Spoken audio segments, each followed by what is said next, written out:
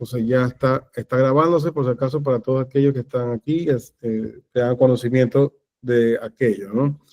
Bueno, déjenme admitir los que están llegando y para ir viendo cuántos más ingresan. Ya. Muy bien, entonces, igual voy a ir viendo. Vamos a... Doctor, una preguntita. ¿Cómo está en el Instagram? Porque no le encuentro, es que yo no tengo Instagram. Entonces, no No sé seas cómo manejar. malito, ingresa a mi TikTok, ingresa a mi TikTok. A ver, Y en el TikTok, en mi perfil, ahí está YouTube e Instagram, y ahí puedes ver. a ver. Alguna igual, vamos, Saúl nos va a ayudar con el tema de las preguntas, si es que necesitan saber algo, porque para no interrumpir toda la idea que vamos a empezar a trabajar, ¿no? Déjenme, ahora sí ya para ir proyectando. ¿Cómo estamos ya? Déjenme ir. ¿Ven? Hay algunas, como diría mi abuelita, algunas caritas conocidas ahí. Ya. Perfecto. Voy a dejarles también en el chat el enlace para que puedan acceder al grupo del grupo de Telegram del doctor Guzmán y también se puedan bajar y obtener la información tan valiosa que tiene el doctor en esta plataforma. Posteriormente ya les voy a dejar también inscritos en el respectivo chat todos los datos referentes a los grupos que tenemos con los cuales dejamos constantemente información jurídica de relevancia. Sobre todo el doctor Guzmán, que está en el tema procesal, ayuda bastante con el tema del interrogatorio, teoría del caso sobre todo, que es lo más importante, y también en los temas de cómo formular correctamente los alegatos de apertura, alegatos de clausura. Entonces, esa información es súper valiosa. Yo también en mi canal de Telegram ofrezco información sobre sentencias que nos ayudan a mantenernos actualizados y nos permiten también tener una idea mucho mejor de lo que significa una norma jurídica y la integración jurisprudencial respecto de aquella norma jurídica. Entonces, síganos en las cuentas, accedan, es totalmente gratuita la información, ustedes pueden descargarla y aquí estamos ya con la presentación del doctor. Listo, Saúl, muchísimas gracias. El día de hoy, cuando estamos ante lo que es un juicio de carácter oral, porque el Código Orgánico General del Proceso, creo que la gran mayoría son de Ecuador. Le digo esto porque a veces a través de las plataformas que son de creación de contenido, también hay guatemaltecos, salvadoreños y venezolanos, pero creo que en este caso estamos en la gran mayoría ecuatorianos. Muy bien, en la litigación estratégica o la estrategia de la litigación, porque la única diferencia entre la litigación estratégica y la estrategia de litigación es el tipo de casos que se va a asumir. Por ejemplo, la litigación estratégica es cuando se llevan causas de impacto mediático. Entonces, ustedes a veces puede ser que hasta ni siquiera cobren honorarios, sino que están llevando casos de impacto mediático, y que a veces, sin que ellos lo quieran hacer, como es el caso de activistas sociales, es muy probable que les ocurra aquello, de que realizan, llevan casos de impacto, ¿no?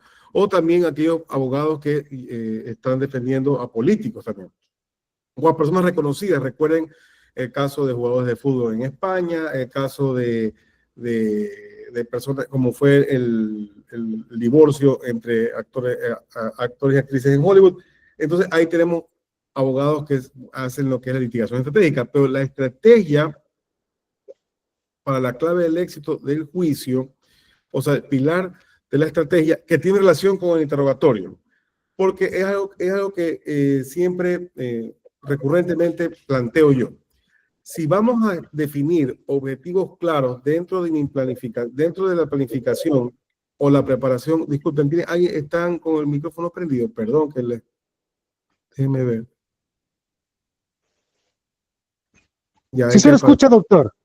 No, quiero apagar el micrófono. Ah, sí, por favor, a las personas que se van conectando para que le apaguen el micrófono Ya, de sus ya silencio, dispositivos. Las por favor. preguntas, por favor, dejarlas en el chat, ¿sí? Muchas gracias. Ya, muy bien, gracias, ahora sí, por favor. Ya, vamos ahora. Entonces, como les decía, Primer tema que debemos tener muy en claro al preparar la causa. Si bien es cierto, vamos a definir objetivos finales. ¿Por qué les digo esto? Porque muchas veces creemos que el abogado litigante solo debe pensar en ganar el juicio, es decir, obtener una sentencia de carácter favorable.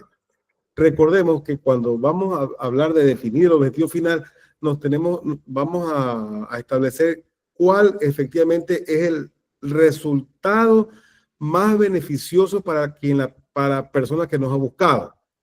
Y podría este resultado no ser siempre una sentencia favorable. ¿Por qué les digo esto? Un caso de tipo laboral, una señora con una liquidación incompleta, se impugna el acta de finiquito, pero este acta de finiquito lleva 5, 6, 7 años en pelea. Y eso es real, porque es la materia a la cual me dedico yo. Entonces, tenemos lo que les quiero decir que es el objetivo final, ¿cuál es? Cobrar esa liquidación, por ejemplo. Entonces, puede llegarse a mediación y establecer cuáles van a ser los montos posibles para la negociación. Por ejemplo, en el caso de la persona que estamos en un litigio de este tipo. Ahora, lo que tiene que ver con establecer metas realistas justamente es en relación al resultado. Por eso es importante priorizar las necesidades del cliente. Entonces, cuando ustedes toman la causa, tienen que tener muy en cuenta lo siguiente. Tienen que tener muy en cuenta lo siguiente. ¿Qué es lo que tienen que tener en cuenta? Primero, los recursos que van a necesitar, para lograr el objetivo, porque no es solo la teoría jurídica o no es solo el planteamiento dogmático. También necesitamos lo que se llama la asignación de recursos. Déjenme ver si todavía faltan unas personas más. Admitirlas todas. Admitir a todos. Discúlpenme. Ya, admitidas. Muy bien. Seguimos aquí. Entonces, como les decía, tener los objetivos claros. Ahora bien, en lo que les decía al respecto de obtener los objetivos claros, que es el pilar de la estrategia, es decir, primer punto, cuando llega la persona a vuestra oficina, tienen que ustedes definir primero por qué tiene el conflicto, la causa del conflicto. Segundo, una vez que tienen identificada la causa del conflicto, por qué la solución que esa persona quiere no es la mejor, porque a veces suele pasar, o por qué la solución que le planteo yo no es la que vio en primer lugar. Eso es una de las variantes al respecto de estos problemas que suelen surgir al momento de una persona que tiene una causa para ser resuelta. Entonces, cuando tenemos el conocimiento o ya cuáles son las posibles soluciones que debemos plantearnos, tenemos que ajustar algo muy común y la verdad que parecería algo sencillo, pero es lo que debemos de siempre, las fortalezas y debilidades. Como decía el doctor Masón, debemos quitarle la pólvora a la contraparte y es como quitando la pólvora anticipándonos en lo que tiene que ver con las debilidades que pueden surgir en nuestra propuesta. Por ejemplo, usted es abogado de un trabajador y no tiene muchos elementos probatorios para acreditar la relación laboral, se vuelve cuesta arriba, pero tenemos que a través de esas debilidades ir construyendo la planificación. Vamos a hablar de la teoría del caso. ¿Cuáles van a ser los argumentos potenciales? Estamos recién ahorita planificando, estamos ahorita conversando un poco de qué es lo que necesitamos nosotros como habilidades. El doctor Oscar Fernández León dice que nosotros debemos tener habilidades profesionales, técnicas, para poder asumir estos casos. Entonces, lo primero que vamos a hacer es sentarnos a escuchar a la persona, plantear las posibles soluciones. Una vez planteadas esas posibles soluciones, tenemos que ir fijando un curso de acción, porque la planificación tiene que ir de la mano con la ejecución. Y la planificación no es solo preparar la demanda, la planificación o la ejecución no es solo hacer un listado de medios de prueba de carácter documental, sino justamente lo que he venido ya a conversar con ustedes, que es preparar al testigo, entrevistarse con el testigo, conversar con todas las personas que tienen relación con la causa. Entonces hay que hacer un análisis y cuando ustedes vean la palabra estrategia en lo que tiene que ver en litigación oral, en lo que tiene que ver con un debate de carácter jurídico, siempre la estrategia va a estar relacionada a la teoría jurídica. siempre, porque nosotros debemos darle elementos al jugador que él mismo pueda extraer de esos elementos de hecho o esos elementos que estamos haciéndole conocer a través de medios de prueba y también a través de proposiciones fácticas, que él pueda asirse de él y obviamente darnos la razón con la convicción. Entonces, cómo construimos una narrativa convincente, porque la estrategia en la litigación es justamente ir organizándonos, ir construyendo información, porque lo que vamos a necesitar es todo, es muchos datos para ingresar o comenzar lo que es la teoría del caso. Entonces, por eso digo, el juez conoce el derecho, ¿verdad? Esto es un tema muy, muy recurrente, ¿no? El juez conoce el derecho, pero nos suele pasar que sabiendo que el juez conoce el derecho, queremos enseñarle derecho al juez y nos proponemos indicarle al juzgador, por ejemplo, si estamos hablando de un despido intempestivo, queremos decirle cuáles son los artículos que establece la condena de la indemnización, queremos señalarle al juez cuáles son los artículos del mismo Código del Trabajo que servirían para él poder realizar o establecer su resolución. Entonces, yo creo que debemos concentrarnos por lo menos en lo que es la preparación o la planificación de nuestra teoría del caso. Siempre debe ser una información que vaya construyéndose en cada etapa.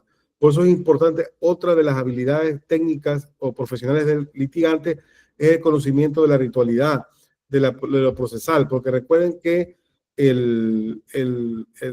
lo histriónico o una persona con un verbo entrenado, una oratoria forense profesional, es importante, ayuda, suma, pero no es lo único. Entonces, ¿por qué digo que no es lo único? Porque si no tenemos clara la ritualidad, no tenemos claro el derecho procesal, ese derecho procesal que no tenemos claro nos va a limitar.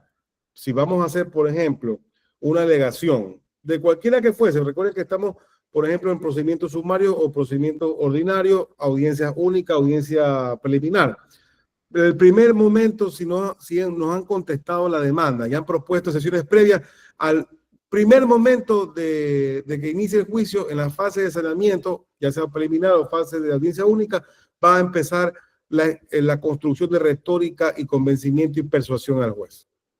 Entonces, nuestra oratoria no va a ser suficiente si no conocemos las instituciones como la excepción previa, como es la prescripción cuando opera, como es como es las cláusulas compromisorias, las actas transaccionales, la legitimidad de personería, el falta de legítimo contradictor y las demás. Entonces, hay que tener en cuenta que no es una suerte de que el abogado o el consultor o el litigante solo debe tener un verbo o una oratoria forense fluida. La retórica, justamente cuando hablamos de retórica, tiene relación directa. ¿Relación directa con qué? Relación directa con los temas jurídicos. Es decir, doctor, a ver, doctor, perdón en la interrupción para que pueda aceptar a personas que se están queriendo unir. Muy bien, vamos a admitir, perdón. Vamos a hacer un perdón con el stop, estamos emitiendo. Muy bien. Sí, un momentito nomás, solamente para poder admitir a las personas. Muy bien, muy bien. Bienvenidos todas las personas. Bienvenidos. Muchas gracias, doctor. Por favor, los micrófonos apagados de las personas que ingresaron. Muchas gracias. Sí, los que vayan ingresando, por favor, apaguen el micrófono y vamos igual al final dar la oportunidad para que puedan hacer preguntas o comentarios al respecto de lo que hemos conversado el día de hoy. Muy bien. Entonces, como les decía, la comunicación efectiva es importante.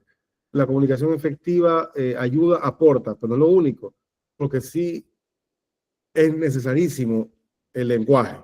El lenguaje es muy importante porque vamos a hacer ejercicios de interpretación y de construcción jurídica y de silogismos que el juez, nosotros tenemos que convencerlo, persuadir para que la sentencia sea favorable a nuestros intereses o la de nuestros clientes.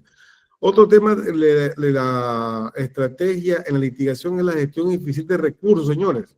Es un tema que no se aborda, no sé por qué, no se aborda de manera formal.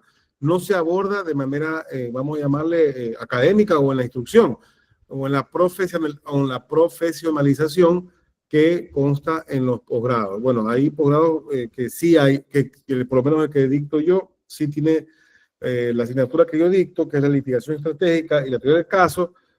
Hablamos y tenemos con la constante de planificar para optimizar los recursos. Por ejemplo, si usted tiene una persona en la cual ya ha cerrado el negocio, vamos a llamarle a la asesoría, hay un contrato de honorarios, de servicios profesionales, usted no solo tiene que darle a entender cuál va a ser el costo de sus honorarios, también tiene que hacerle entender cuál va a ser el costo de las, por ejemplo, si va a realizar una acción de reivindicación, existirá la posibilidad de una pericia, va a ser una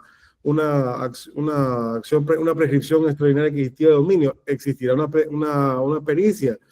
Si van a realizar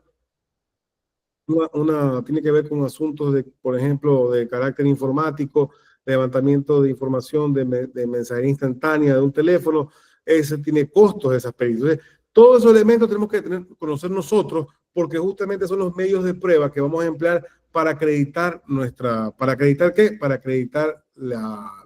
proposiciones fácticas. Entonces debemos tener nosotros siempre mitigar el riesgo, porque tenemos primero identificado el problema, identificado las pretensiones, identificado los medios de prueba, identificado los tiempos, y identificado también las distancias, dónde va a ser, porque cuando hablamos de la competencia de carácter territorial.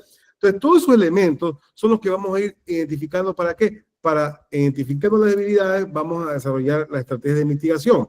Por ejemplo, ustedes en su oficina ya sabrán que si la persona que llega a su despacho, su oficina, su firma, el nombre que ustedes prefieran, ustedes saben que si no hay una cantidad X de recursos para ciertos medios de prueba, ustedes dicen, no existe posibilidad alguna en la cual yo pueda darle a usted un resultado favorable si no contamos con estos ingresos, si no contamos con esta cantidad de recursos, de dinero, de crédito, porque también hay lo que se llama créditos en el primer mundo, Nueva Zelanda, Estados Unidos, productos financieros en el cual prestan a los estudios jurídicos para que con ese dinero puedan trabajar, facturar las horas y hacer las pericias. Y cuando se gana la acción civil, que suele ser así, me refiero, suele ser la acción civil, no que siempre se gana, obtienes a tu favor un monto de dinero en el cual se pagan los servicios del producto financiero y nunca hubo un desfase económico en la oficina, porque se pagaron la jornada, o se pagó la hora facturada, y además de pagarse la hora facturada, se pagaron las pericias a tiempo. Entonces, eso también tenemos que tener muy en cuenta al respecto de los costos. Entonces, otro tema que deben tener, que voy a entrar ya en casi ningún segundo, en nada, es lo que tiene que ver con las técnicas de litigación oral. Yo soy muy crítico de los talleres de técnicas de litigación oral que solo quieren hacernos entender o conocer que parecería que debemos, por ejemplo, observar al juzgador y por la forma en cómo sostiene la pluma o cómo nos mira o cómo está revisando el expediente o cómo asiente con la cabeza, supuestamente tendríamos la dicha de que está dándonos la razón. Eso de ahí me parece ya un recurso un recurso ilusorio. Pues la oratoria, lo importante del dominio de la oratoria es la claridad, la persuasión.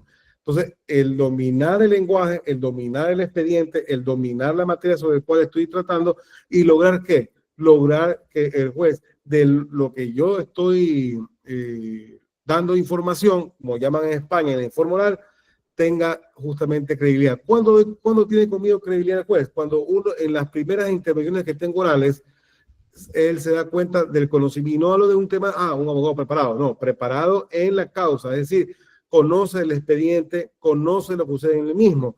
Si en la primera etapa estamos hablando del saneamiento y estamos discutiendo al respecto de la validez del proceso y lo quieres decir después, cuando ya esa etapa ha precluido, entonces el jugador va a darse cuenta de que no conoce las reglas del procedimiento, las reglas del trámite. Por lo tanto, va a ir perdiendo credibilidad ante el jugador.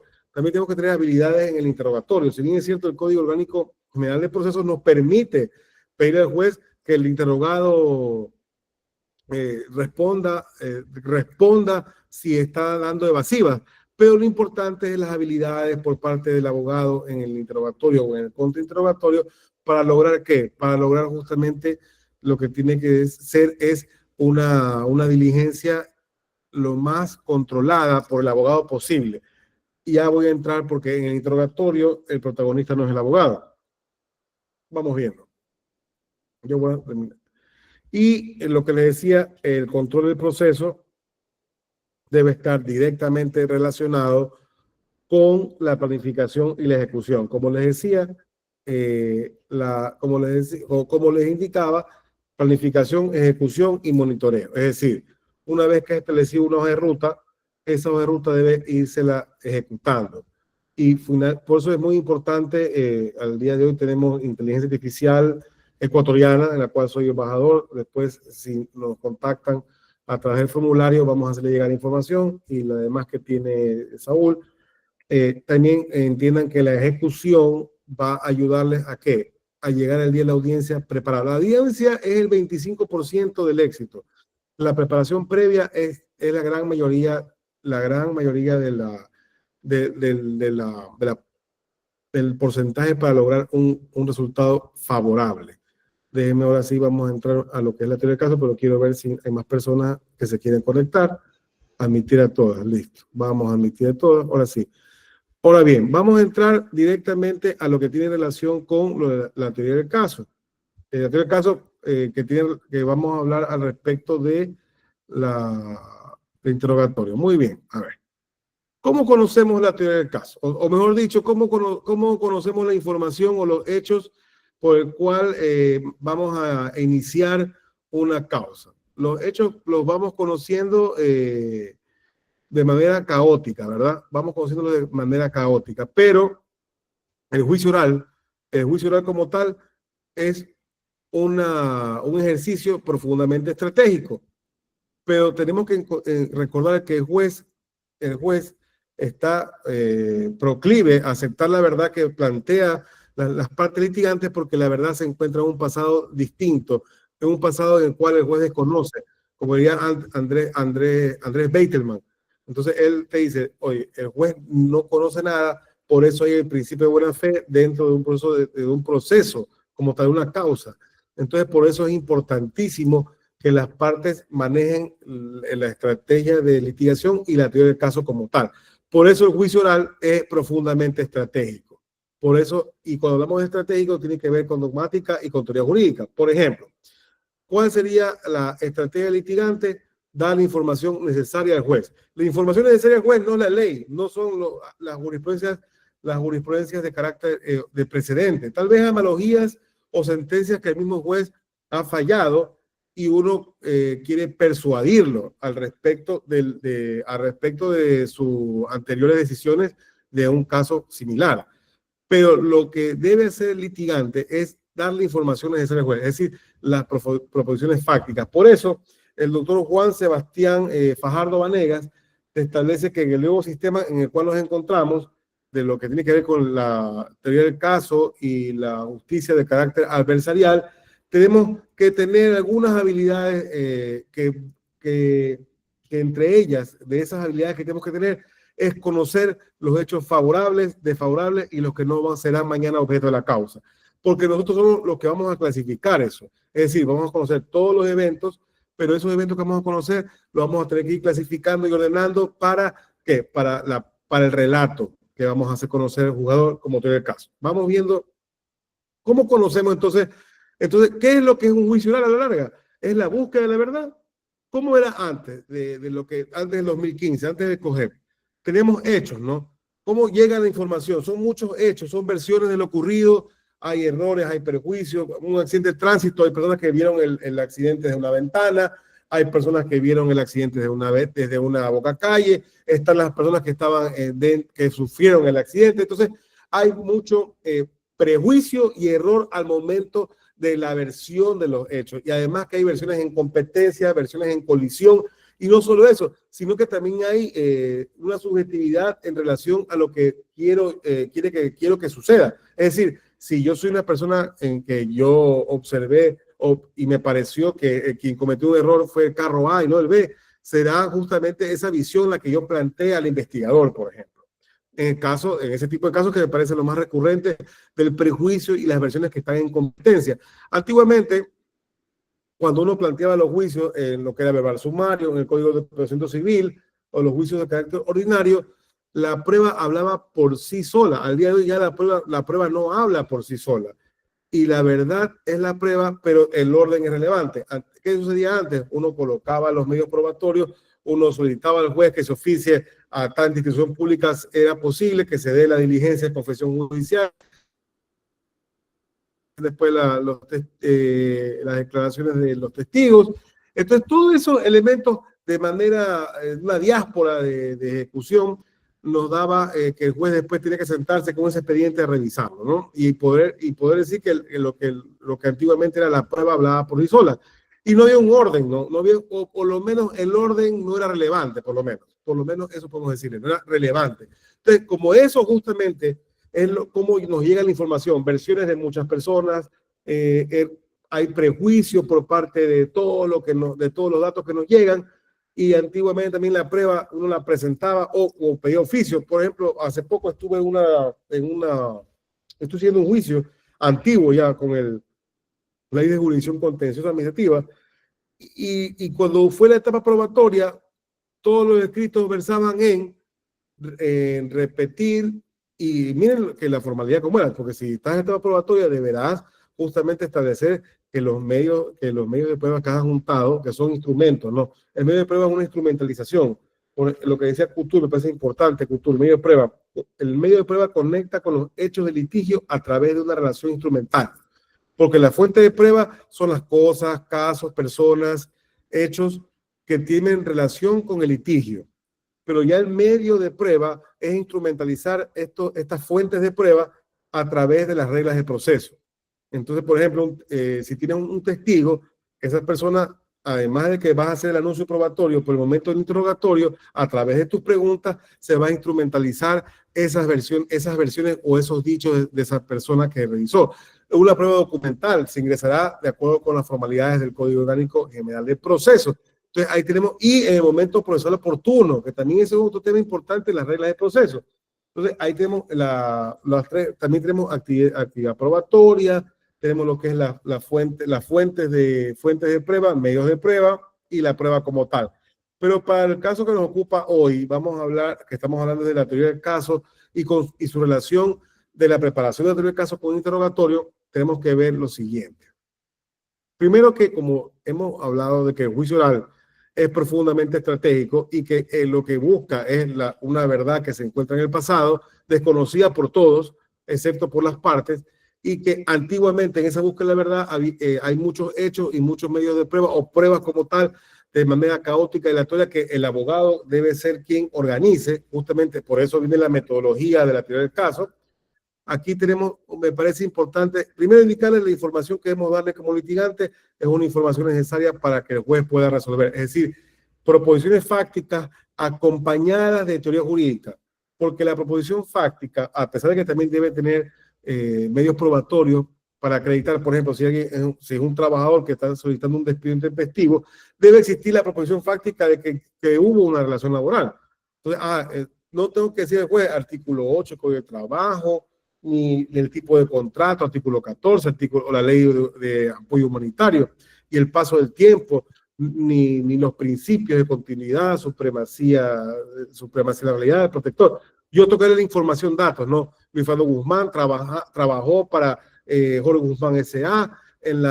de 19 de marzo de 2017 al 19 de agosto del 2023, quedando ubicado. Entonces, todos esos elementos de hecho, el juez dice, primero, obtiene información valiosa. Segundo, dice, ya, de esta información es la que yo voy a tener que estar atento y si va a poder acreditar. Primero, la relación laboral. Segundo, el despido intempestivo, sí que está reclamando eso, la impugnación del acta de finiquito, una derecho de jubilación patronal, o en su defecto una impugnación en un ámbito civil, un incumplimiento de contrato, un cobro de facturas.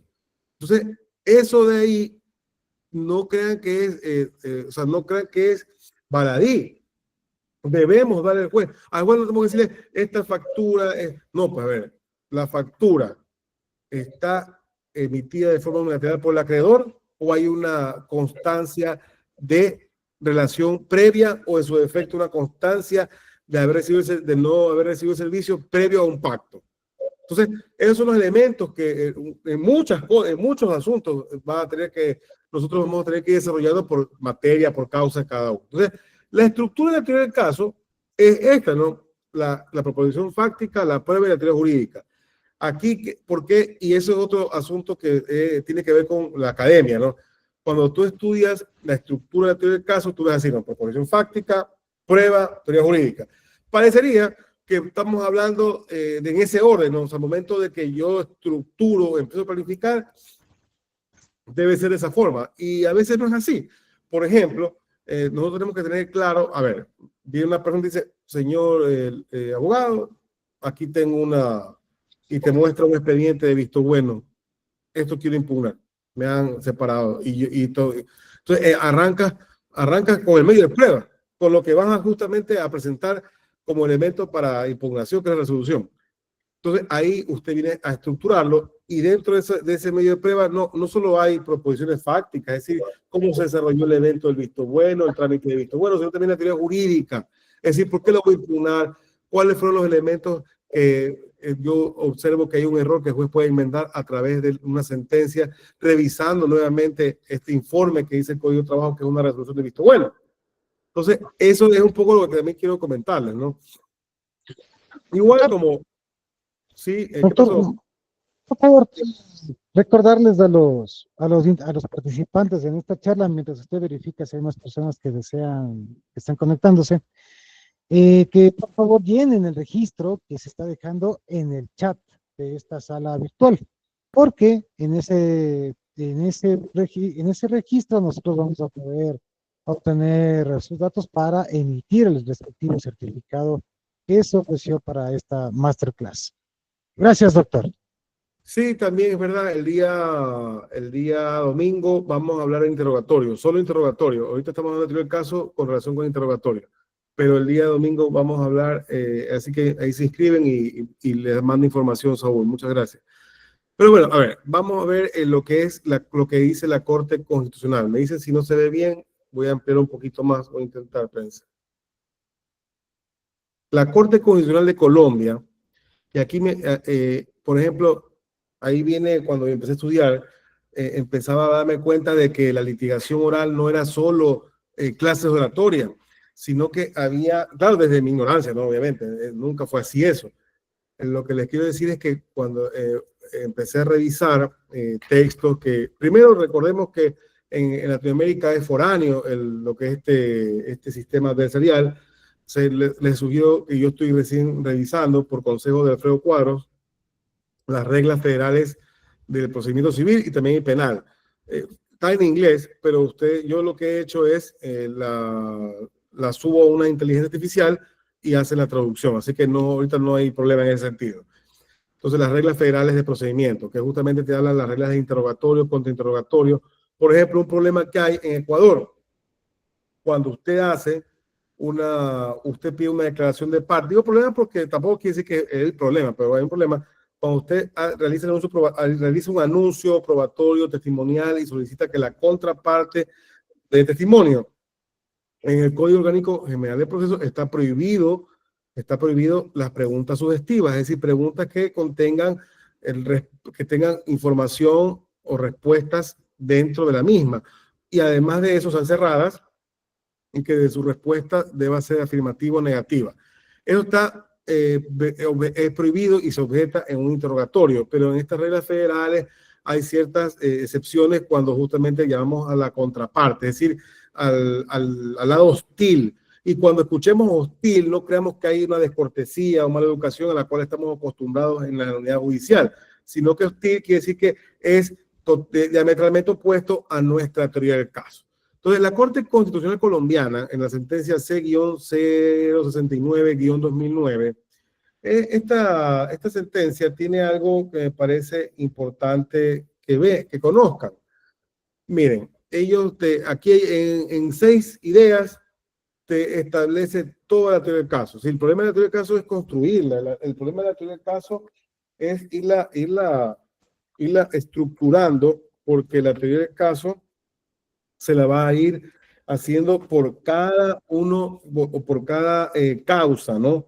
Ya le voy a dar también una pequeña, o vamos a decir, indicarles una pequeña plantilla para que puedan ustedes también construirla de manera, ir variándola de acuerdo a su caso. Primero, es una formulación de hipótesis de cada parte pretende. Es decir, cuando vamos a estructurar mi teoría del caso, no estamos estructurando solo el alegato, apertura ni la demanda, no, es todo. Primero, estamos estructurando posibles soluciones a través de negociaciones, posibles soluciones a través de mediación, posibles soluciones a través de un juicio, porque vamos a ir agotando etapas con nuestro asesorado. Entonces, cuando ya vamos al juicio, tenemos hipótesis al respecto de lo que pretendemos. Por eso, en la teoría del caso, es importante al momento de presentarla, que es en el alegato de apertura, en el alegato de apertura presentamos en la teoría del caso, es importantísimo ir consolidando la teoría del caso, es decir, ya estableciendo, esta es la teoría del caso, me quedo en esto. La teoría del caso no la puedo ir variando. ¿Recuerdan ustedes cuando estamos en el Código de Procedimiento Civil y cuando contestábamos la demanda, presentábamos algunas excepciones dilatorias y perentorias y solíamos colocar una frase que decía, en subsidio, en caso de no ser atendida estas excepciones, en subsidio, de manera subsidiaria.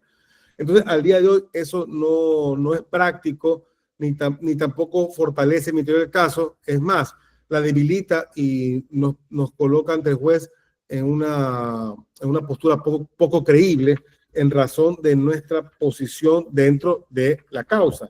Entonces, por eso tenemos que escoger una, o sea, ya decantarnos por una teoría del caso en la cual vamos a ir al momento de cantarlo en la teoría del caso, vamos a irla obviamente consolidando y construyendo. A ver, déjeme que te le estaba buscando lo que debería ser lo tengo claro. Aquí está. Pues Oscar Fernández León te dice, la teoría del caso debe ser única, flexible, simple, verosímil y coherente.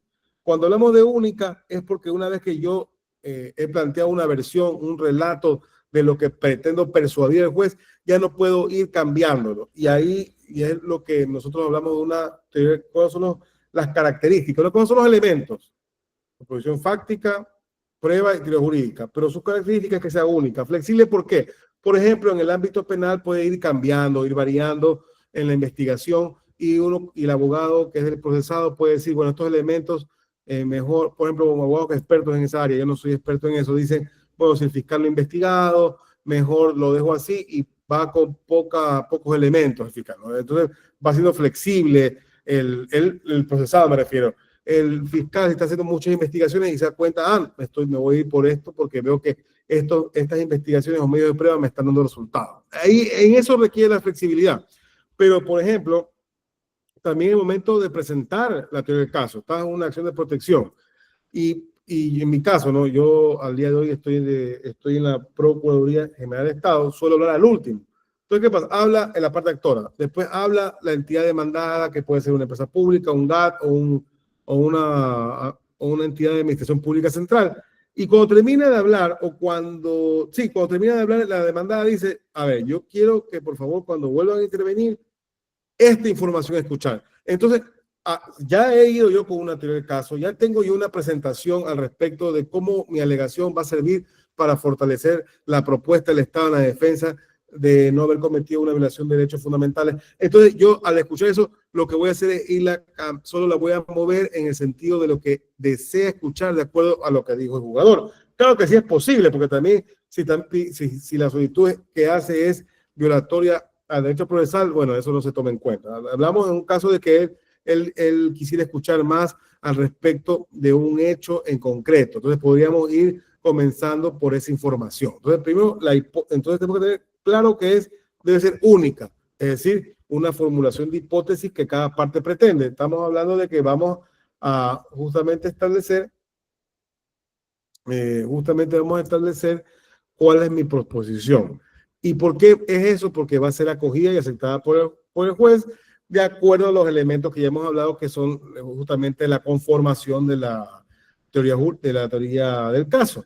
Ahora, en lo que tiene que ver con con lo que les voy a decir en este momento, acopiados y presentados en juicio para su valoración del juez en juicio, nuevamente, me parece importante resaltar aquello por parte de los jugadores colombianos. ¿Por qué? ¿Por qué me parece importante eso? Porque lo importante de esta afirmación es, ahí viene, primero, en esta afirmación nos encontramos en lo que es la actividad probatoria, recopilación, anuncio, admisión, producción y valoración. Ahí nos encontramos ante eso. Pero en ese momento, porque se recuerda, acopiado y presentado en juicio. Cuando leamos a un juez que nos habla de juicio, es que estamos en la etapa en que ya los medios de prueba ya no son medios de prueba, fueron emitidos y va a producirse la prueba. Porque el juez requiere esa valoración. Entonces, en este punto 4 y punto 5, estamos hablando ya de la actividad probatoria. Primero la compilación, luego viene lo que es el anuncio, la admisión, la producción y la valoración por parte del juez. Y es importante, la sentencia a la cual me refiero es la sentencia de la Corte Constitucional Colombiana C-069-2009. Entonces tenemos que entender, es otra vez la dicto, C-069-2009 es de la Corte Constitucional Colombiana, de una definición al respecto de la teoría del caso. Entonces, entendamos la importancia de eso, de esos términos. Por eso es importante el lenguaje, es importante la palabra, la interpretación. Recuerden que cuando resolvemos antinomias, valoramos una regla y desestimamos otra, ¿no? Entonces, tenemos que esa valoración va a realizar el juez, por la libre convicción y la sana crítica. Ya la tarifa legal no hay, pero creo que nos rezagan en derechos sustantivos en relación de pruebas presentadas en juicio. Por eso podemos hablar en otro webinar. Ahora, si ven lo que establece los colombianos, los juzgados, la Corte colombiana te dice, todo esto responde a un plan de trabajo del litigante. Es decir, toda esta información que ha sido presentada al juzgador no es una cuestión de suerte, no es aleatoria, debemos nosotros presentarla de tal manera que sea accesible en el sentido de que va a poder emplearla y dar la resolución como nosotros querramos, porque recuerden que el legato de apertura, si bien dicen los abogados norteamericanos, lo que litigan es como una especie de contrato en el cual me comprometo con el juez a acreditar todo lo que he dicho, por eso tengamos mucho cuidado con comprometernos de más de lo que la prueba va a poder acreditar, pero el legato de cierre viene a ser casi lo que se debería intentar, según los norteamericanos, es un cierre de contrato, un cumplimiento de contrato, pero yo prefiero darle el valor de vamos a hacer conclusiones y deberíamos intentar hacer una estructura de sentencia. No una estructura de sentencia como está en la ley, me refiero a una estructura en la cual el juez diga, yo puedo hacer el ejercicio mental de que así sea la valoración y el trabajo que voy a realizar dentro de este juicio. Entonces, hemos hablado lo que es un poco de la estructura de la teoría del caso, pero me gustaría hablar de un poco de ir ingresando, ¿no?, a todo esto de que tiene que ver con la proposición fáctica. ¿Por qué le digo esto? Vamos a ver, primer punto, ¿no, verdad? Déjenme ir, pensemos. A ver, primer punto, el relato. Vamos a ver. Entonces, en el relato, si bien es cierto, me dice aquí que déjenme cerrar acá para que no estorbe. Ya, el relato debe ser el claro, o sea, sencillo, simple, breve y de síntesis. Claro, o sea, cuando hablamos de un relato claro, es que no sea oscuro, ¿no? ¿Qué les quiero decir con esto? ¿Qué les quiero decir con esto? Que la teoría del caso, según el doctor Fajardo, dice que tenemos que también conocer o tener necesidad de manejar la prueba pericial. Y la prueba pericial dentro de este sistema adversarial es el informe que rinde el perito. El informe obviamente que elabora y que rinde el perito. Entonces ahí nosotros tenemos que tener nuestro mensaje claro, primero, de qué es lo que estamos proponiendo como pericia dentro del medio de prueba, y segundo, también las preguntas que vamos a hacer en interrogatorio. ¿En relación a qué? En relación a eso, en relación a este mensaje, en relación a esta teoría del caso que estoy planteando. Entonces, aquí tenemos también, como les decía, lo que es déjenme ver si no hay nadie más para admitirles. Ya, permíteme. Mientras tanto, recuerde, por favor, que sus preguntas las pueden dejar en el chat. Cada pregunta será contestada. Y también recuerden el registrarse debidamente en el formulario que se les ha apuntado en el chat de esta aula virtual para que puedan ustedes obtener su certificación gratuita. Gracias, doctor. Sí, igual también recuerden que hoy vamos a hablar del caso, relación con con el interrogatorio, pero el domingo sí vamos a hablar solo del interrogatorio. Pero bueno, como le decía, ¿por qué es importante la teoría del caso en lo que tiene que ver con el- la coherencia? Porque justamente el relato que yo planteo a través de mis informes orales, mis actos de proposición, tienen que tener postulados internos coherentes, porque no podría plantear que he visto, no es algo descabellado, porque que propongas, por ejemplo, una demanda, plantees hechos de un despido, pero no pretendas el despido. Y tienes solo medios probatorios para el despido, pero tu pretensión es décimo y beneficios sociales.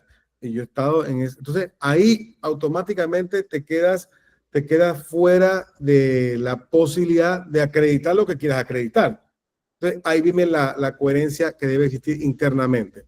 Voy a avanzar un poco porque quiero hablar del interrogatorio. Voy a avanzar aquí, como les decía, el relato. Pero el relato, vamos a decir en general, claro, coherente, completo y creíble.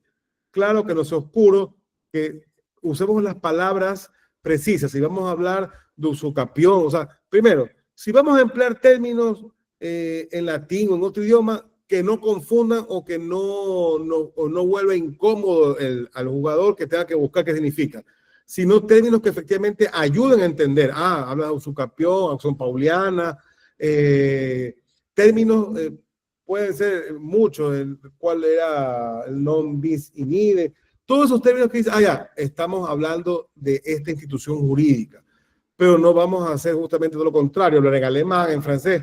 Me decían a mí un abogado, entonces la culpa es el que escucha, que no se ha preparado. No, la culpa es tuya, porque tú quieres convencer. Tú eres la persona que quiere que el juez te dé la razón. Entonces, cuando hablamos de completo y creíble, primero, lo creíble, si bien lo he puesto al final, pero lo creíble solo se va a dar si eres claro, es decir, usa el lenguaje determinado y preciso para lo que quieres comunicar, coherente, no estás diciendo mientras pides un despido intempestivo, pero, perdón, mejor, vamos a decir, anuncias medio de prueba el despido, pero cuando pides es un accidente de trabajo. O sea, hay una cuestión, que también he visto eso. Entonces, ahí esa coherencia debemos romperla, ¿no? Y completo es que, obviamente, el relato sea un círculo, ¿no? Que vamos dando proposiciones fácticas que tienen relación con el antecedente del evento que creó el conflicto y que mi pretensión es necesaria acreditarla, como es, por ejemplo, una prescripción extraordinaria que existía dominio, ¿no? Ánimo de señor y dueño, tanto tiempo en ese lugar, sin organización del bien. Hay elementos que ya en la misma corte te dice, esto es lo que yo necesito para acreditar lo que quieres acreditar. Es un tema por ejemplo, no existe, por ejemplo, definición del espíritu investido. Pues ustedes van al libro de Jorge Guzmán López, la historia laboral, te dice el expediente vestivo es el acto antijurídico que determina el contrato de manera unilateral el patrono al trabajador. A él te va a definir un doctrinario, porque lo que tú encuentras en el Código de Trabajo es la indemnización condenando, ¿no? Entonces, el litigante es eso, un mensajero. Debemos dar mensajes persuasivos y memorables, no hacer promesas irrealizables. Yo voy a detenerme un poco aquí, porque yo quiero compartirles lo de lo que tiene que ver con el examen. No quiero dejarlo sin el interrogatorio, no quiero dejarlo sin eso. Déjeme ver si hay alguien más. Ya, están todos aquí. No quiero dejarlo sin esa información. Después regreso a la teoría del caso. Pero sí quiero ir viendo esto. A ver. Recuerden que el día domingo tenemos el taller. Inscríbanse al enlace que ha dejado Saúl Muy bien, aquí tenemos el examen directo y contraexamen. Primero, la prueba testimonial debe ser anunciada. Es lo que les decía como antecedente en lo que tiene que relación con la teoría del caso. Si no anuncio el medio de prueba, es decir, si no respeto las reglas de trámite, ese medio de prueba no va a poder instrumentalizarse dentro del proceso. Entonces, cuando yo anuncio el medio de prueba, en los actos de proposición. No solo ahí, sino también en lo que es la nueva prueba. Recuerden que cuando se contesta la demanda, el actor tiene la posibilidad de ¿qué? De presentar nueva prueba, pero para contraargumentar afirmaciones hechas por quien contestó la demanda. Prueba nueva en el caso del artículo 166, que se puede solicitar prueba no anunciada hasta antes de la convocatoria de la audiencia de juicio única. Y aquí les quiero plantear una duda que vamos a ver al final. Quiero aprovechar que hay bastantes abogados ahorita aquí al respecto de la reforma a la demanda. Lean el artículo 148, igual es la pregunta planteada. ¿Es posible?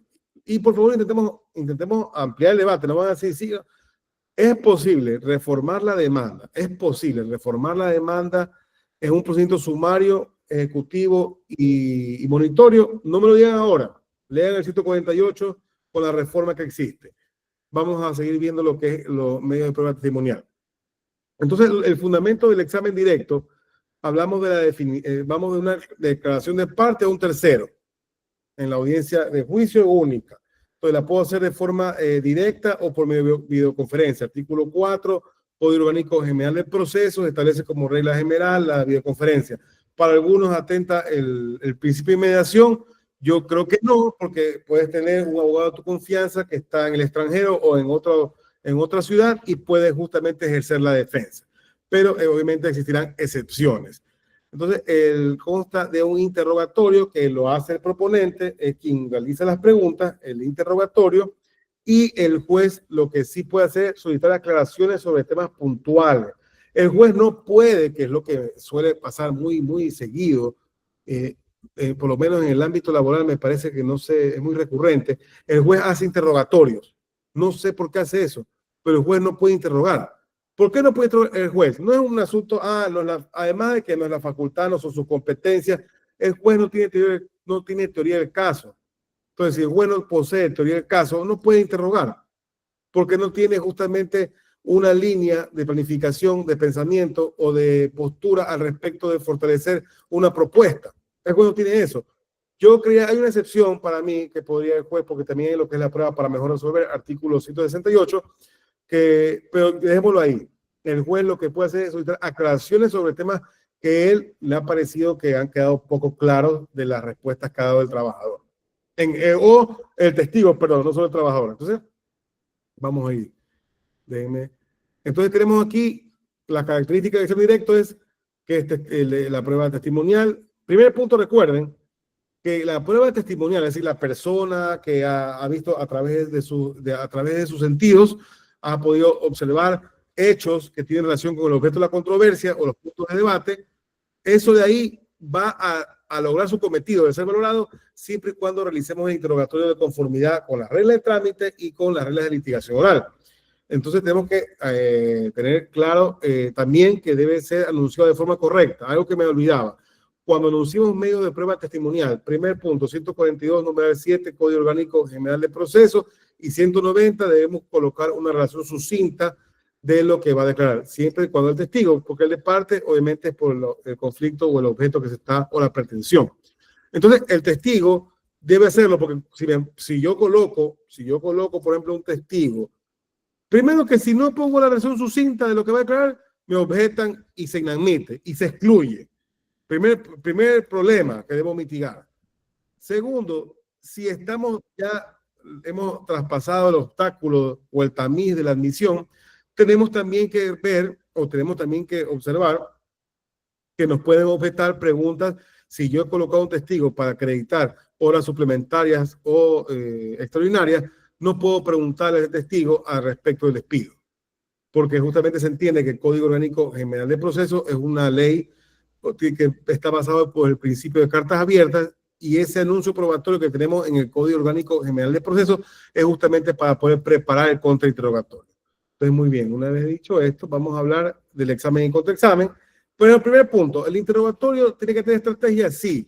¿Cuándo tenemos un interrogatorio de carácter estratégico? Cuando fijamos los objetivos, cursamos una acción, es decir, establecemos cuál va a ser la acción por la cual vamos a definir esos objetivos y asignamos recursos, porque hay que ver entrevistas, trasladarnos, movilizar. No entiendo, la razón puede ser más general con respecto a ese punto, ¿no le parece? Ahí, disculpen, acá están. Bueno, entonces, como les decía, lo que tiene que ver con el interrogatorio estratégico, nosotros tenemos que fijar estos objetivos y dar un curso de acción. Entonces, tenemos que tener siempre la planificación y esa ejecución, incluido el interrogatorio, porque como ya hemos hablado hace un rato, la prueba no habla por sí sola. Entonces, tenemos que el momento que estamos con una persona que ha observado, ya entendí, María Lore. Y al respecto de lo que tenemos con ese testigo es versiones de carácter subjetivas parciales y hay mucha información heterogénea. Entonces tenemos que nosotros irla encaminando, ¿no? Ir determinando el objetivo que va a girar este interrogatorio o el contrainterrogatorio. Entonces podemos preparar, planificar y organizar. Primer punto, recordemos que el interrogatorio lo vamos a encarar de una forma favorable, fácil, vamos a prepararnos completamente y va a ser más seguro. ¿Por qué? Primero, ¿por qué favorable? Porque va a reforzar nuestra teoría del caso. Vamos a reforzar nuestra teoría del caso. Como vamos a reforzar nuestra teoría del caso, ¿qué quiere decir eso? Quiere decir que debemos tener, obviamente, escasa dificultad al momento de que el testigo presente los hechos que queremos que conozca el juez. Y la preparación va a ser completa, porque el interrogatorio va a ser justamente con una persona que hemos preparado. Por eso, a ver, el control, por ejemplo, el control que ejerce el abogado en un interrogatorio es menor. El control que ejerce un abogado en un interrogatorio es menor. En realidad, el control que hace el abogado es en el contraexamen. En el examen nuestro ejercicio fue previo. Hemos preparado de tal forma que conocemos todo lo que va a decir porque hemos hecho las preguntas, hemos hecho las entrevistas y hemos ensayado y hemos hecho contraexamen. Y vamos a estar seguros porque conocemos de antemano lo que va a decir, lo que va a decir lo que va a decir el testigo, ¿no? Entonces recordemos eso. Entonces, ¿qué usa aquí? Tengo el control del abogado. El abogado controla. ¿Qué controla el abogado? ¿Cómo puede controlar un abogado en una diligencia de interrogatorio o contrainterrogatorio? Si estamos en un interrogatorio, primero que el abogado no puede hacer preguntas sugestivas, porque las preguntas sugestivas están prohibidas y solo pueden ser empleadas como excepción, que ya se les voy a decir, pero se les evento rápido, como contexto y también como para referirnos a respuestas que ya dio y hacer una nueva pregunta. Eso es en el interrogatorio. Pero en ese momento, en un examen, quien debe tener mayor control es el declarante. ¿Y cuándo hay mayor control? Cuando son preguntas abiertas y semiabiertas. ¿Y por qué hacemos preguntas abiertas y semiabiertas y le otorgamos el control al declarante? Porque queremos justamente que exista esa espontaneidad, que exista esa, no solo espontaneidad, sino credibilidad por parte del testigo al momento de dar la declaración ante el juez. Es libertad, ¿no? Porque yo hago la pregunta de forma abierta, que nos explique qué estaba haciendo tal día en un lugar específico y él va a decir, estaba trabajando, que vio lo que vio, entonces tiene una libertad. No hay coacción al momento de él estar dando la información. Es espontáneo y esa espontaneidad le brinda credibilidad y hasta confiabilidad, de acuerdo a otros medios de prueba que puedan confirmarse. Si la persona que sentamos a rendir testimonio, luego en su conjunto hay medios de prueba que reafirman ese testimonio, estamos cerrando el círculo con la confiabilidad al respecto, porque uno puede ser una persona con mucha credibilidad, pero tal vez no hay una fiabilidad o confiabilidad todavía por parte del juez. Entonces, eso es lo que debemos intentar lograr con un interrogatorio. Por eso el control es mayor por parte del declarante. Es decir, hago preguntas semiabiertas y preguntas abiertas. Ahora, cuando estoy en un contraexamen, mi control es mayor cuando hago preguntas sugestivas, que es lo que se recomienda siempre, preguntas de carácter sugestivas, en el cual obviamente nosotros vamos a intentar desacreditar el testimonio y al testigo que ya dio la declaración hostil a nuestra teoría del caso. Muy bien. Ahora, ¿qué preguntas son las que yo debo hacer a mi propio testigo? ¿Cómo lo preparo? ¿Qué preguntas hago para que el juez tenga información que le sea útil y pueda valorarla de la mejor forma posible y logremos tener una sentencia de carácter favorable? Aquí están las preguntas que les he puesto aquí al respecto de cómo conoce el hecho, cómo ha dado o cómo lo llegó a conocer, dónde se encontraba el darle, colocarlo en lugar, tiempo y espacio a esa persona, quienes nos acompañaban, porque estaba ahí. Por ejemplo, yo hago digo un ejemplo, ¿no? Siempre una persona se dedica a hacer expreso a otra, a un trabajador, y lo lleva siempre a una dirección, a una hora específica y se retira. Pero el día del despido, esa persona lo llamó para que lo regrese a ver y lo lleve a la casa. Eso no prueba el despido, es una prueba indirecta en la cual va a servirle para ir contextualizando los eventos, por ejemplo. Los eventos en relación al despido. Pero le pongo un lugar, ¿no? Todos los días se dirige ahí y el testigo va a decir, sí, me llamó y regresé y lo llevé a su casa. Él me dijo que lo habían despedido, pero no pruebas el despido ahí. Pruebas que ese día hubo un evento distinto a los otros días. Porque le pregunto, ¿y los otros días ha pasado esto? No, es la primera vez que pasa. Nunca ha pasado. Tanto es así que me dijo el señor Pedro, que le hago el expreso, que lo habían despedido. Entonces, ahí hablamos un poco de lo que, déjenme ver si hay más, no hay nada para admitir. Muy bien, entonces ahí contamos lo que es, espérense, lo que, ya está viendo. Entonces, esas son las preguntas que debo hacer yo.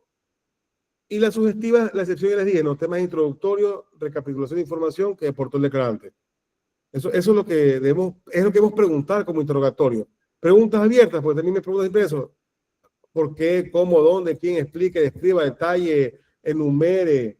Entonces, todo ese tipo de asuntos es lo que debemos tener claro. Por ejemplo, me preguntan si despiden a 3 personas al mismo tiempo, pueden ser testigos entre sí.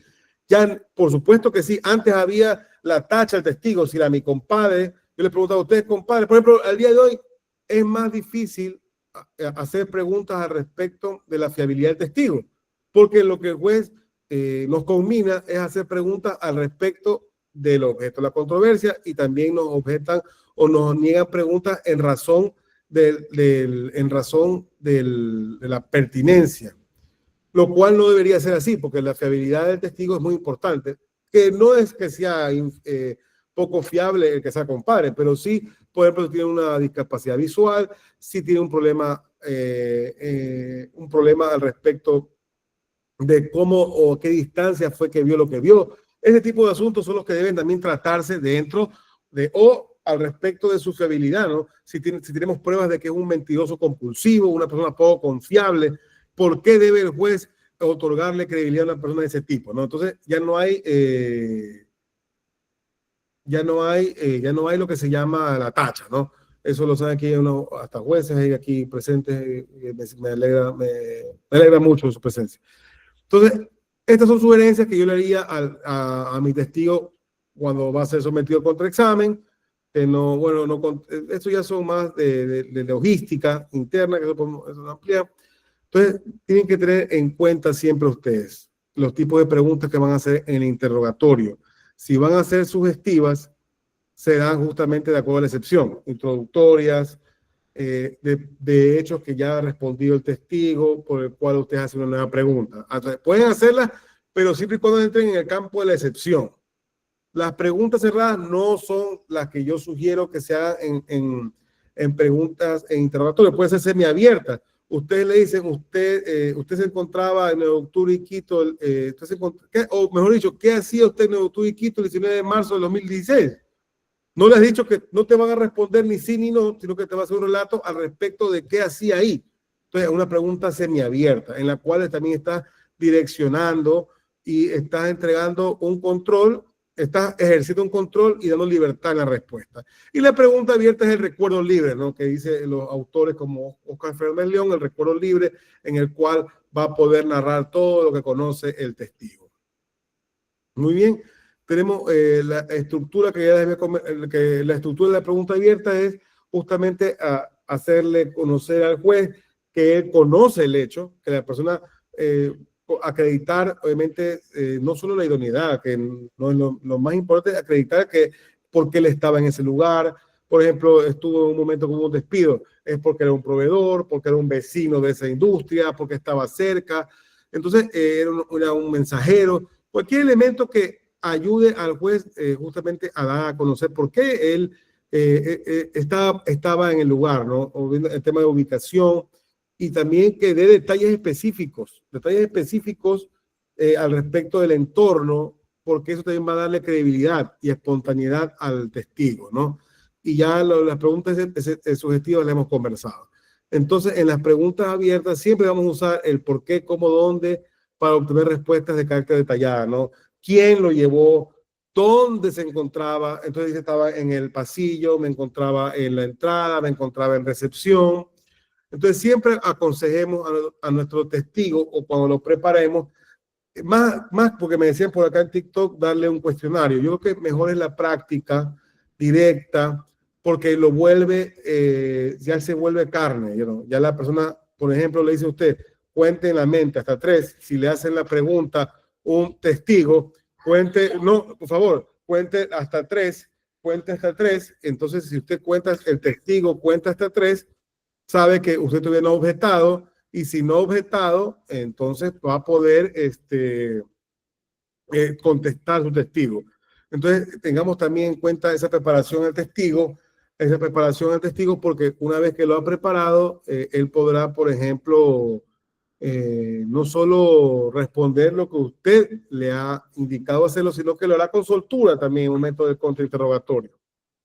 Muy bien, entonces, estos serían los fundamentos del contraexamen, que en realidad eso no hemos conversado hoy, sino solo en lo que es el interrogatorio. Voy a parar un rato para justamente abrir un poco el foro para las preguntas, para los comentarios. Saúl, ayúdame con eso, por favor. Estimado doctor, muchísimas gracias por tremenda masterclass que nos acaba de indicar el día de hoy. Ha sido espectacular y en ese aspecto, por favor, todas las personas que están conectadas en este momento, tengan amabilidad de levantar la mano quien quiera participar en este respectivo pequeño taller, pequeño curso que estamos ofreciendo y siéntanse libres de indicarnos cualquier duda que tengan. Ya sabemos, ¿no? Cuáles son las perspectivas dentro de un juicio. A veces también cuando estamos recién graduados tenemos ese problema de que los nervios nos azotan. Estamos en la audiencia y algo nos sucede y ¡tac! Un tic que ya nos impide tener ese seguimiento, ese hilo respecto del interrogatorio, respecto incluso de un alegato. Ese es el momento para poder preguntar, porque nosotros podemos en este instante poder contestar alguna pregunta. Por favor, levanten la mano quien lo desee. Mientras tanto, también, por favor, tengan en cuenta que todas las técnicas del interrogatorio que nosotros tenemos o que a nosotros nos validan para poder seguir en una audiencia de juicio, las vamos a ver específicamente este día domingo 22 de junio. El día domingo 22 de junio vamos a tener un gran taller de interrogatorio y de práctica del interrogatorio. Este taller va a ser completamente práctico, como dice el nombre, ¿no?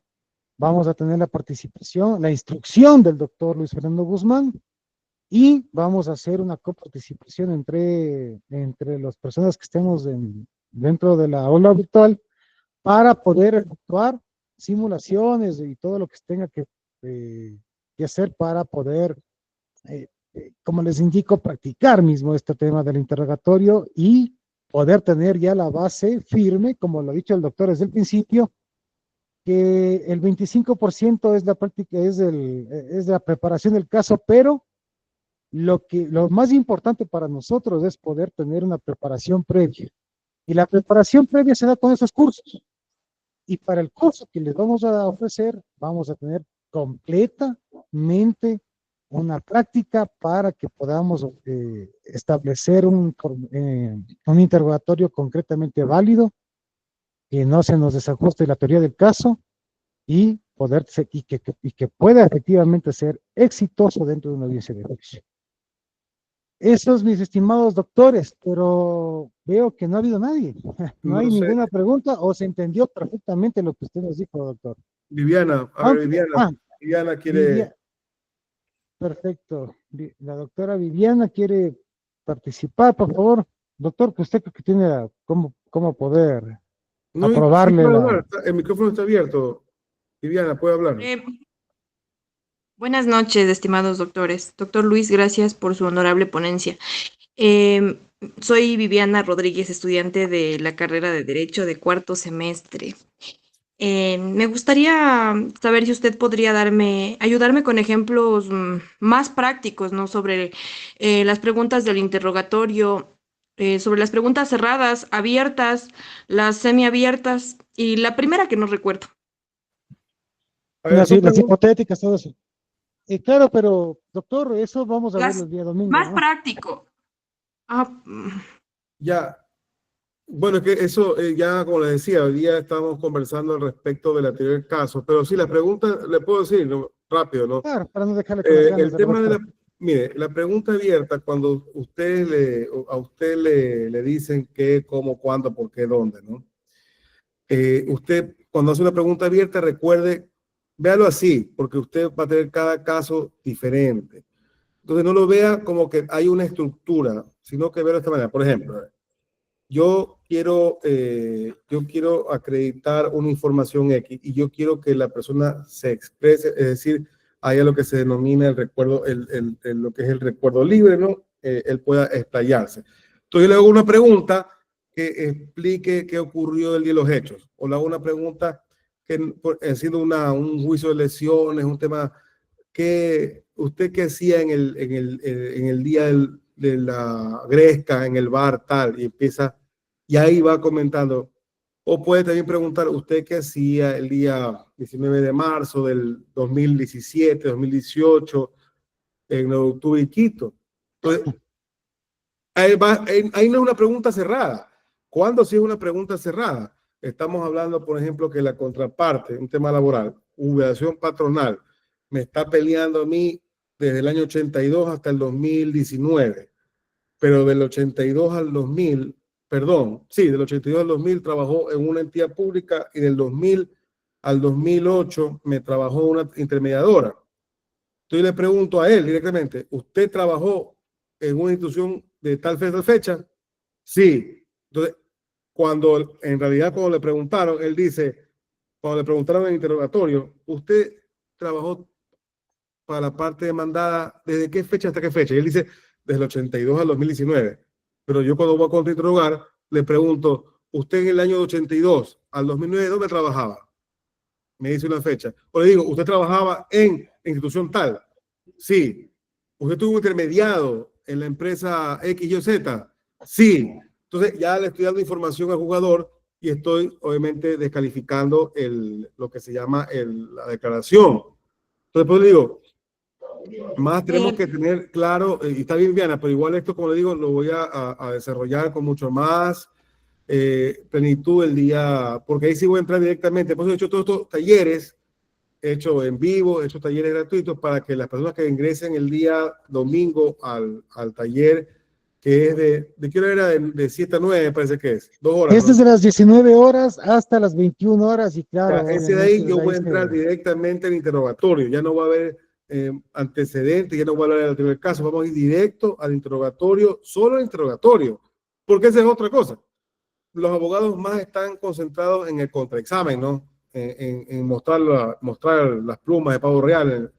El tema es el interrogatorio, ¿no? El asunto es también haber preparado previamente y hacer las preguntas correctas. Un procedimiento voluntario para lo que es la autorización de venta de bien mueble inmueble de un niño adolescente. El juez que quiere saber que con los recursos de esa venta el representante va a usarlo en ese niño o niña. Eso quiere saber. Entonces, cuando vas a hacer interrogatorio, ¿qué deberías preguntar? ¿Qué información debe dar ese representante? Porque recuerden que igual el juez puede negarla, porque el juez autoriza. Y mire, voluntario no es contencioso, pero aún así requieres de hacer preguntas porque tienes que producir pruebas. Entonces, eso es un poco lo que ir construyendo, o sea, Verónica, Viviana, perdón, igual te agradezco mucho la pregunta, pero ese sería, claro, podría yo ponerte ejemplos prácticos y si nos concentramos, por ejemplo, en un solo caso, el día domingo ya me voy a involucrar en un par de causas, ¿no? Para ir haciendo preguntas directamente. Disculpe, doctor, que le interrumpa, pero sí tengo una inquietud y me gustaría saber, ver si usted puede aclararme, porque el día que usted dé el Dígame, interrogatorio, pues ahí voy a poder dígame, tener más dígame, preguntas para dígame, usted. dígame, Entonces, dígame. me gustaría saber ¿desde qué pregunta podemos comenzar para realizar el interrogatorio? ¿Sería recomendable comenzar desde las abiertas, las semiabiertas, o a partir de qué pregunta podemos comenzar? Porque esto ¿Cómo a tiene partir de qué un pregunta? orden, ¿no? Claro, esto tiene un orden. No, a ver, el orden es a ver, vamos ahí viene otra vez.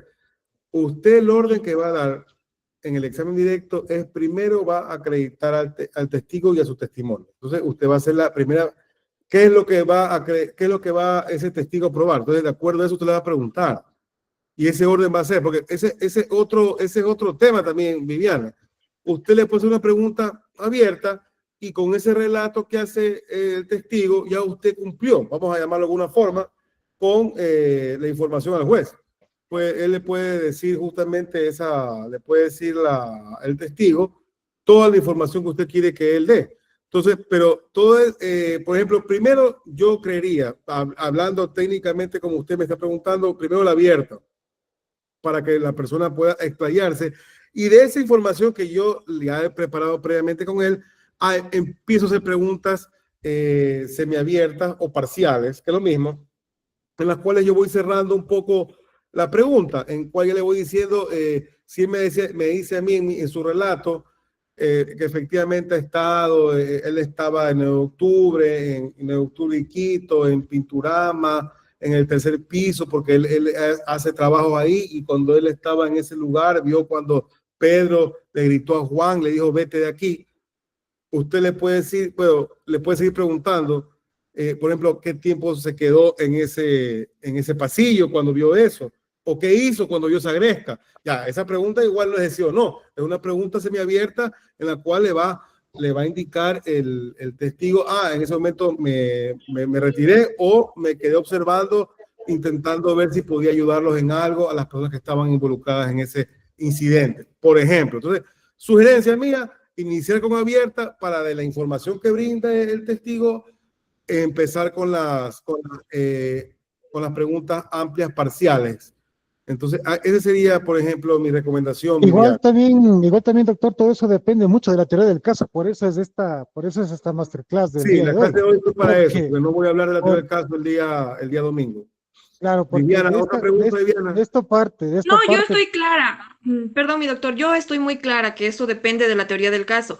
Pero yo quería, o sea, que me aclare la duda y ya entendí mejor sobre las preguntas abiertas, para que el testigo pues nos dé una información, su información, y a partir de esto pues nosotros comenzamos digamos, que Juanito Pérez se chocó con un vehículo en tal parte, entonces ahí yo procedo a preguntar, ¿y de qué color era el vehículo? Pregunta. Sí, esa pregunta, por ejemplo, es cerrada porque pero cerrada informativa, porque justamente solo va a darle un dato, no sí o no, no es inválida, no está mal, para nada por si acaso, pero está bien, más o menos, pues digo, Oscar Fernández León también habla de que este tema de las preguntas, interrogatorios, nos vamos ensayo-error, también vamos construyendo una suerte de estilo dentro de nuestra forma de litigar, así que no crea que ya una vez que preparamos ya está todo así. En el momento de la audiencia también hay cambios, hay asuntos. Es más, hay la declaratoria de testigo hostil. Puede ser que me sucedió una vez a mí con unos informantes en un visto bueno que iban de mi lado y empezaron a hablar a favor del trabajador. Yo lastimosamente me suelo estar más en el lado patronal. Entonces me pasó eso. Entonces, así todo puede ocurrir, ¿no? Entonces, gracias Viviana por la pregunta que me hizo. Si tiene otra, espéreme un ratito. Le está voy el a poner a Andrés. doctor, está, Gracias, doctor. alza la mano primero el doctor Andrés Domínguez, Ya, Andrés le iba a decir, Andrés, sí, Andrés Domínguez. para que active su micrófono, doctor. Muchísimas, muchísimas gracias. Buenas noches, doctor. Gracias por su ponencia. Buenas noches a quien me cede el uso de la palabra. Doctor, refiriéndome quizás aquí, tengo dos preguntas sobre un poco la teoría del caso y la prueba nueva que también nos ha hecho mención en su ponencia y es importante para no desvirtuar todo lo que usted nos ha mencionado. Se me ocurrió un ejemplo sobre la prueba nueva dentro de un proceso, ¿sí? El 166 nos dice cuándo podemos presentar una prueba nueva. Ya está un proceso en camino, ¿sí? Este proceso, ¿sí?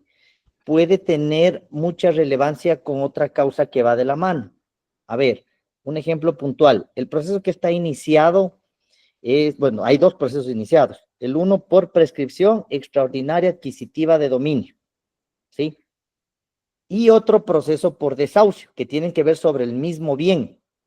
En el de prescripción extraordinaria adquisitiva de dominio, ¿sí? El actor en el proceso de desahucio es demandado. En el de prescripción extraordinaria adquisitiva de dominio, sería importante la prueba o sea, más que nada los elementos documentales o la sentencia que pueda llegar a obtenerse del proceso de desahucio. Entonces, si es que en el proceso de desahucio llega primero la sentencia, por así decirlo, ¿cómo poder anunciarle y cómo cambiaría la teoría del caso, ¿no? Refiriéndose a la teoría del caso, si es posible anunciar como prueba nueva antes de la audiencia preliminar, donde es evidente se va a dar convocatoria de la audiencia final de juicio. ¿Cómo introducir esa prueba nueva y qué tanto podría cambiar a mi teoría del caso o si estoy prohibido o no me serviría de nada tener una sentencia en ese contexto como una prueba nueva? Gracias, doctor. Una pregunta, un juicio es de prescripción y el otro es de desahucio, me dice. Exactamente, pero de la prueba del juicio de desahucio, es decir, de la sentencia, podría servir como un elemento documental para la prueba del juicio de prescripción extraordinaria de dominio, porque radica sobre el mismo bien, y como le mencioné, el actor en el de prescripción es demandado en el de desahucio. desahucio. Ya, o sea, en realidad, primero que debe presentarse hasta antes de la convocatoria de la audiencia de juicio, hasta antes de la convocatoria de la audiencia de juicio o única, esos son los dos requisitos que existen, ¿no? Ahora, en realidad también usted tiene, de sentencia no sé, pero lo que le puedo decir es que hay lo que se llama la prueba trasladada, ¿no? Esa prueba trasladada, usted primero que la pide al otro juzgado, al juez de la otra causa, pero es justamente de las pruebas practicadas en el otro juicio y que sean las mismas partes y que las pruebas hayan sido emitidas y producidas en el otro juicio. Entonces, de acuerdo a eso, usted, si esos requisitos son cumplidos, aquí, ahí sí estamos dentro de la figura de la prueba trasladada, pero como le digo, también necesitamos el tema de acá está. Eso usted encuentra en el artículo 171. 171. Entonces tiene que estar actuada válidamente en el original y la parte procesal igual en ambas de las que la prueba justamente va a someterse a contradicción. Entonces, es decir, usted lo que puede emplear es la prueba practicada, producida en el otro juicio. La sentencia como tal dependerá, pues, ¿no? Porque la sentencia hablará de una valoración de una valoración de prueba y hará el juez una subsunción o un silogismo respecto de lo pretendido y lo que si se logró no probarlo.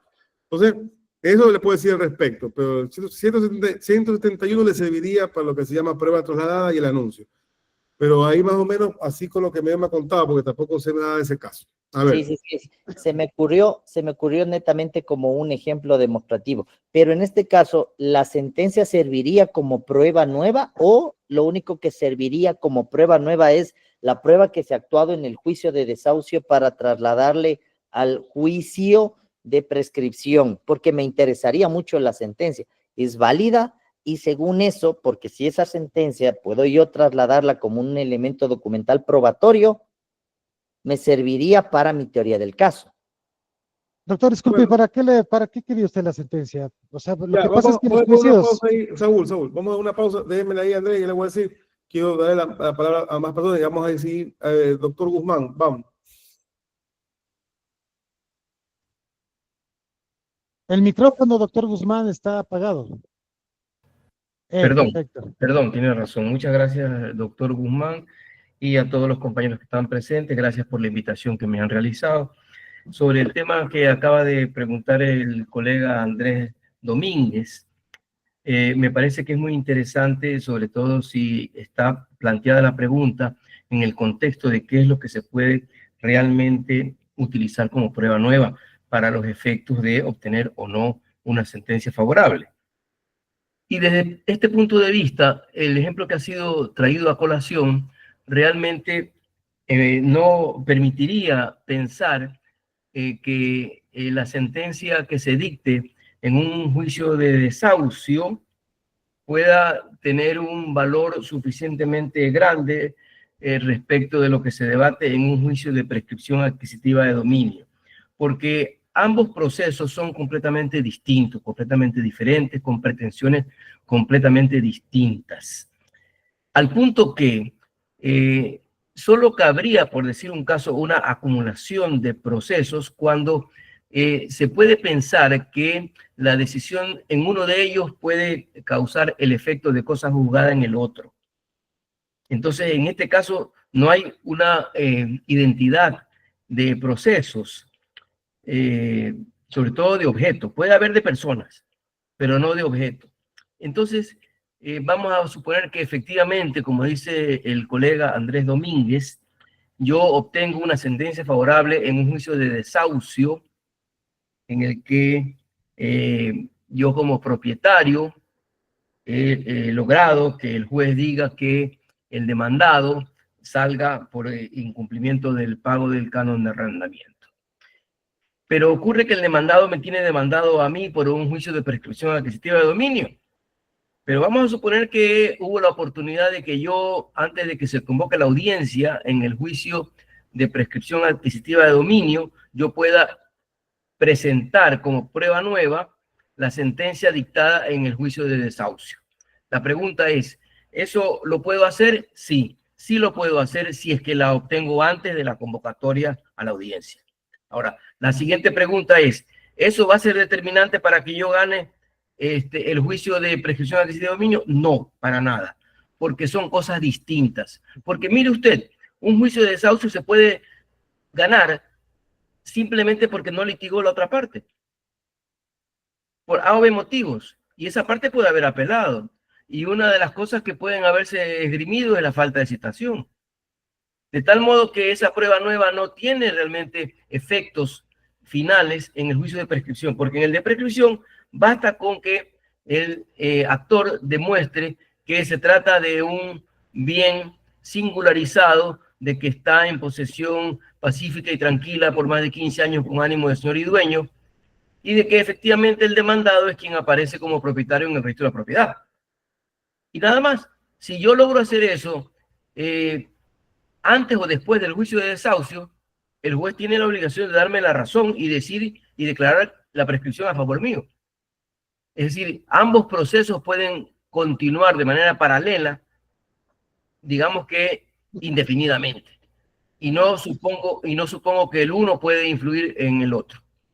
Un poco esa es la idea, mi distinguido colega. Muchísimas gracias, mi estimado doctor Guzmán. Igual también para agregar algo en el juicio de prescripción, lo que se tiene que agregar es que exista la posibilidad de demostrar que hay un animus rem sui habendi, el ánimo de posesión y dueño según el 715 del Código Civil. Basta con eso.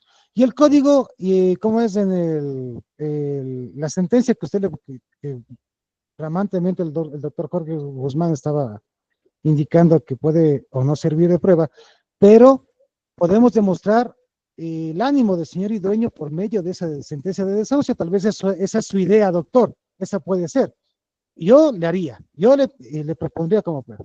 Porque puede servir, ya que en esa sentencia me puede decir, a ver, yo que soy el juzgador, estoy diciendo en esta sentencia que ustedes me demostraron que esta persona estuvo tanto tiempo en el lugar que me quieren desahuciar. o que le quieren desahuciar al demandado. Con eso basta, doctor. Y bueno, con eso vamos a dar la palabra. No sé si alguien más tiene otra pregunta. Estaba la doctora Me Viviana parece, comentando Guillermo, espérate, Guillermo Traves me parece que es. Sí, Guillermo Tras. Perdón, doctor, disculpe, no le había visto la mano. Mil disculpas. Doctor Jorge, no sé si tiene alguna pregunta. No, yo levanté la mano solamente para opinar sobre ese tema. Muy agradecido. A usted, mi doctor Jorge, muy agradecido también, estuvo excelente.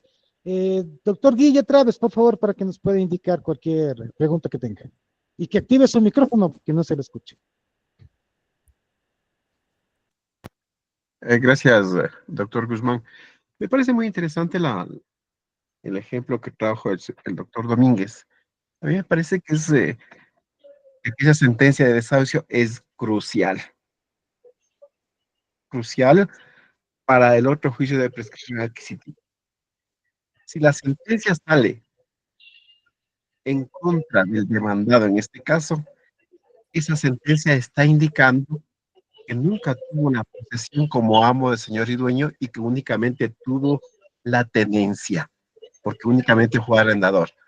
Amén, prescripción adquisitiva de dominio. Si es que la sentencia del desahucio sale indicando, qué posiblemente nunca, que no procede el desahucio porque nunca fue arrendador, esa sentencia crucial para la prescripción adquisitiva, para que pueda demostrar que sí fue amo, señor y dueño, y como tal se estaba manejando.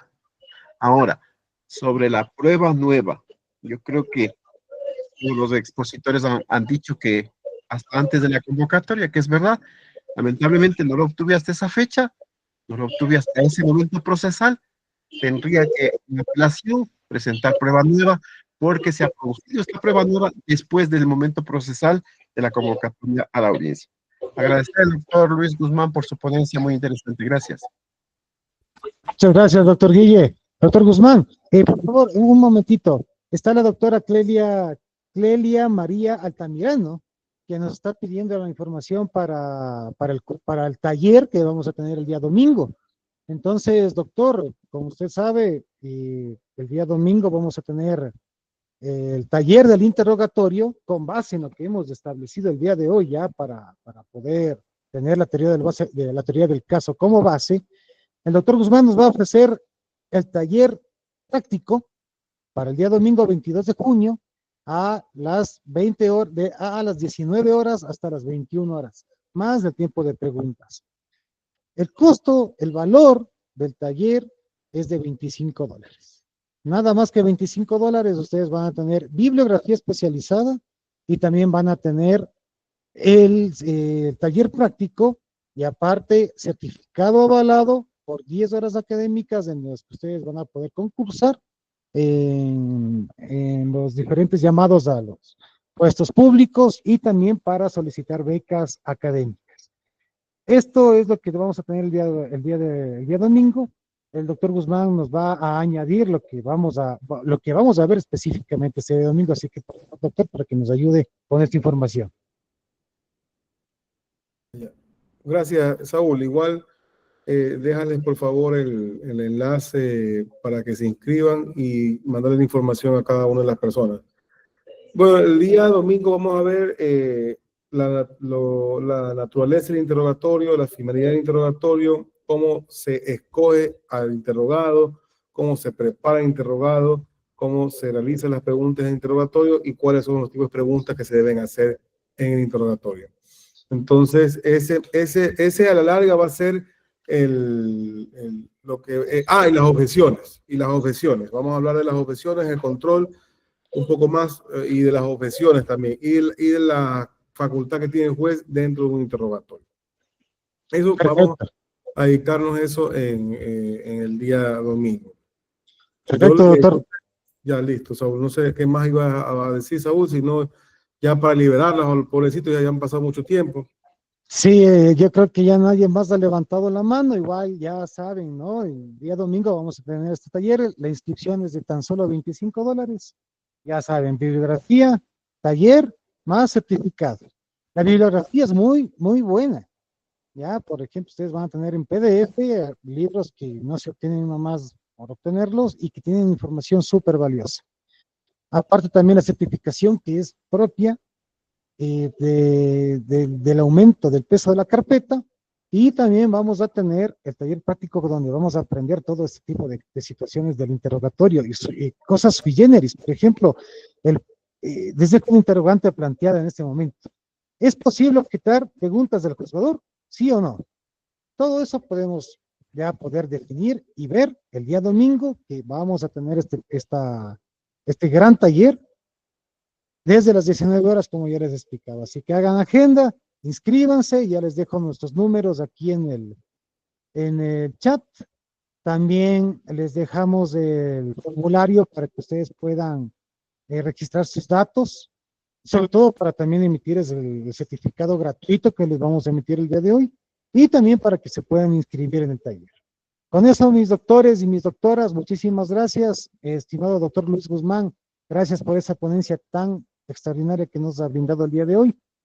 Y si nadie más tiene preguntas, pues, entonces creo que nos podemos ir a las casas. Listo, muchísimas gracias, muy amables con todo. Gracias por haber venido. Un abrazo, cuídense. Cuídense, doctoras y mis doctoras.